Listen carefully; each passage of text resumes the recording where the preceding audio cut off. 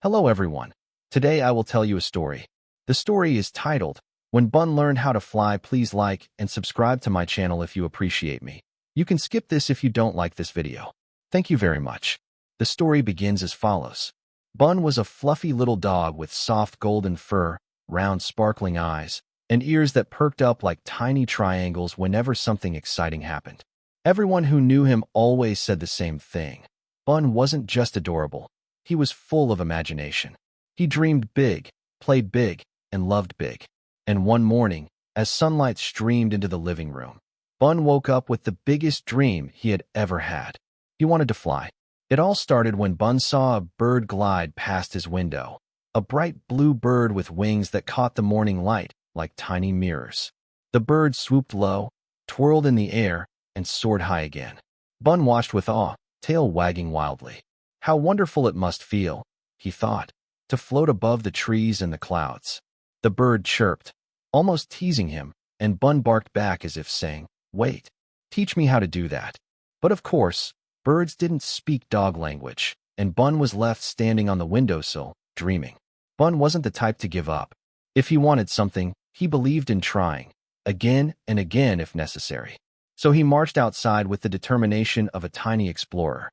The backyard was filled with soft grass, blooming flowers, and a warm breeze that kissed his fur.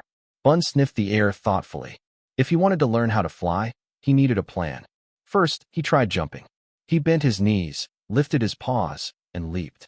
For a moment, just a very short moment, he felt a spark of hope. But gravity tugged him right back down. Thud!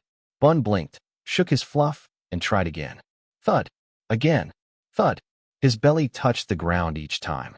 Still, Bun didn't give up.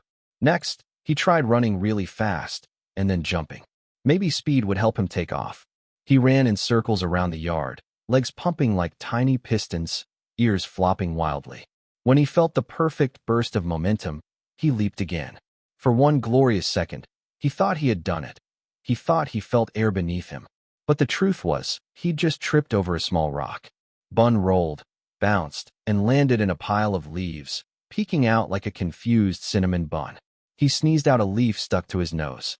But the dream still burned inside his fluffy chest. Then Bun decided that if he couldn't fly alone, maybe someone could help. So he looked up at the birds perched on branches. He barked politely.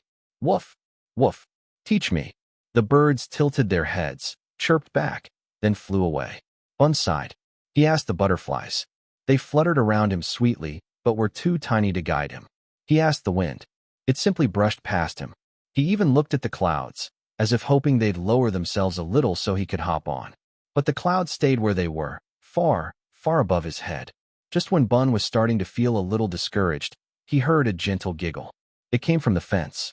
He turned, ears perked, and saw a friendly squirrel watching him with bright, curious eyes. "Trying to fly, little pup?" the squirrel asked. Bun nodded eagerly. The squirrel smiled. "Flying isn't easy, but you have the heart of a flyer. Maybe you just need a bit of creativity." Bun tilted his head. "Creativity?" The squirrel dashed into a tree and came back with a large leaf. "Try using this as a wing," it suggested. Bun grabbed the leaf, held it above his head, and ran. He leaped and fell. The leaf fluttered down like a slow, disappointed parachute. Bun sighed again, but the squirrel didn't give up. Soon, more forest friends joined him. A family of squirrels bringing leaves and twigs, a rabbit rolling over soft feathers it had collected from the ground, even a pair of tiny birds dropping shiny thread-like strands. With teamwork and cheerfulness, they helped Bun build little leaf wings tied gently around his front legs. They weren't perfect, and they were definitely a bit silly, but they made Bun feel brave.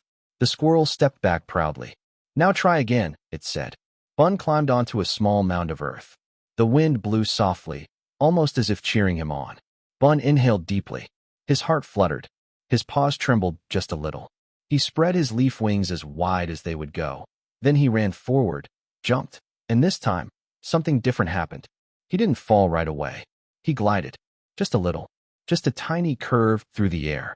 But it was enough. Bun's eyes widened, sparkling with joy. His tail wagged so fast it wiggled the leaf wings. For a few precious seconds, he felt lighter, freer, like the world had given him permission to touch the sky. He landed on the grass, rolling delightfully. The squirrels clapped their paws. The rabbits thumped their feet in celebration. Even the birds chirped in playful approval. Bun barked happily, dancing around with his leaf wings flapping awkwardly. He didn't fly like a bird, not exactly. But he had glided, and that was the closest he had ever been to the sky. And Bun wanted more. Day after day, he practiced. He strengthened his legs, practiced timing his jumps, and learned how to angle his little body just right. He tried different materials for wings, bigger leaves, feathers, soft cloth pieces he found near the house. Some versions worked, some didn't. But Bun always learned something new. And the more he tried, the more confident he became. Then came the day of the big jump. Bun climbed onto a stump higher than anything he'd jumped from before. All his friends gathered around, cheering him on. A gentle wind blew again, the same friendly breeze that had supported him on the first try. Bun spread his latest set of wings, a beautiful combination of leaves, feathers, and soft threads. He closed his eyes for a moment, imagining himself soaring. And then he jumped. This time, Bun felt truly airborne. He glided farther than ever before, longer than ever before, higher than ever before. His little heart thundered with joy. The world below him blurred into a painting of greens and browns. The wind wrapped around him like a warm hug. He wasn't just dreaming anymore. He was doing it, actually doing it. Bun was flying, in his own small, adorable way. He landed gently, paws touching the earth like feathers. His friends erupted into cheers, and Bun barked triumphantly. He felt proud, not because he had flown perfectly, but because he had tried again and again, with all his fluffy courage. He had discovered something magical. Sometimes, dreaming big isn't about reaching the clouds. It's about finding joy in every leap toward them. From that day on, Bun became known as Bun the Brave Glider. His wings changed often, sometimes leaves, sometimes colorful scraps, sometimes nothing at all but his own excited spirit. He flew in his imagination, in his tiny leaps, and in the hearts of his forest friends. Every morning, when birds soared overhead, Bun didn't feel jealous anymore. He looked up, wagged his tail, and felt a warm glow inside. Because Bun had learned something even more powerful than flying. He had learned that dreams come true when you believe in yourself, stay persistent, and surround yourself with friends who cheer you on. And on some afternoons, when the sun hit just right and the breeze whispered gently through the trees, Bun would climb onto his favorite stump, spread his wings, and glide again, eyes sparkling, heart racing, spirit soaring. In his own way, Bun had indeed learned how to fly.